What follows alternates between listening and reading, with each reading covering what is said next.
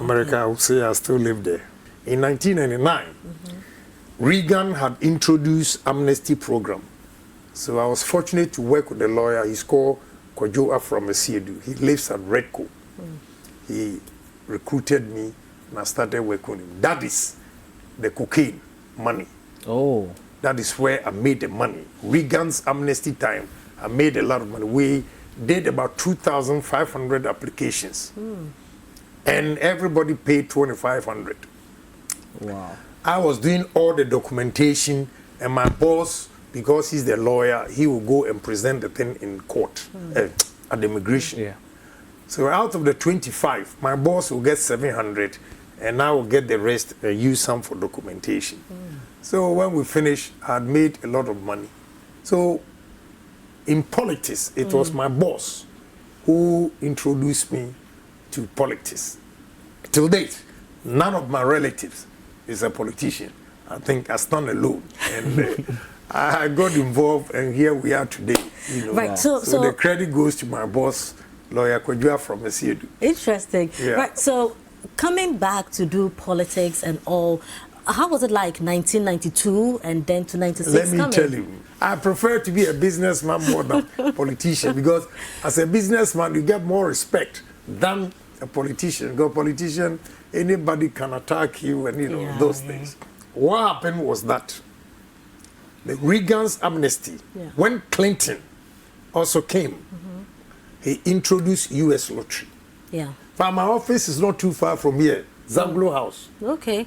That was my office. Just by the road. Yeah, Zaglo House. When I was coming, I just said, oh, that's the whole place. Zaglo House. So I introduced U.S. lottery. Okay. Into this country. The first Ghanaian. Yes. Which year was this? I think that was 1993, 94. Okay. Yeah. Okay. No, the first one was 95. 95. The first U.S. lottery was 95. I did it for my cousins. I just did it and they won. Wow. So I had to. And because we have done the amnesty program, I knew a lot about immigration. So I came down to fill the forms for them. My cousin and my brother, they won. I processed it for them. So through that, and look, let me tell you, when people don't know your background and they think they are a drug dealer, it's so painful. The second chance of my money, I'll tell you, when I came to Ghana and got my cousin and my brother's documents processed, then I got to know a lady over there. If I have 3 kids were there. You know, that lady, I asked her, if I bring more of this, can you process it for me? Because she could not do anything except to approve you for interview. There's no kululu. She can't do it. Because Americans, they are very careful. But to get the approval, even to be interviewed, was a problem. That's where she would deny you outright. The comment she makes, it makes it easier for the counselor or whoever interviewing you to say yes or no. That was her job. So I asked her a question.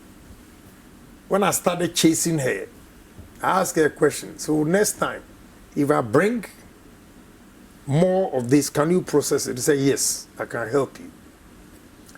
So I went to America. That time, my boss was here. I was working with another boss, lawyer Fufie. I went there and told him, lawyer, I have connection in Ghana. So let's buy this.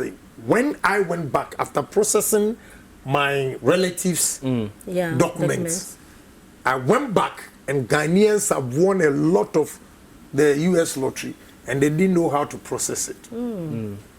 So I told my boss, look, I have a connection, so let's do this. He was interested in the cash right there. Give me 200 and take it, or 500.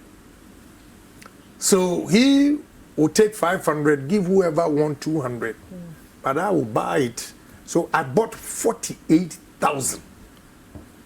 48,000. That's about 96 applications, and brought it to Ghana. That is another cocaine. Yeah. You know, that time, Now you know how to make money. that time, Yeah. I was charging $5,000 each. 95. Yes. Wait, Yes. is that how come you made your first $1 million? Yes, I'm coming to that. Yes. Sometimes in life, you have to take risk. Yeah. I took the risk. And in 1996, September 30th, that was the last day of the US lottery. They process it, then they will go home, come back, say, from February, March to start until September. So after that program, I checked my account, what I've saved.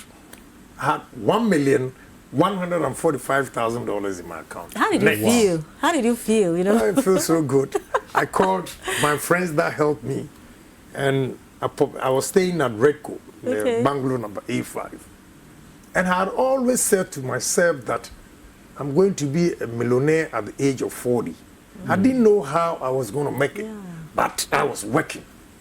And at age 36, September 30th, 1996, in my account at Agyapong City House was $1,145,000 in my Wow. account. Even today, it's still very good money.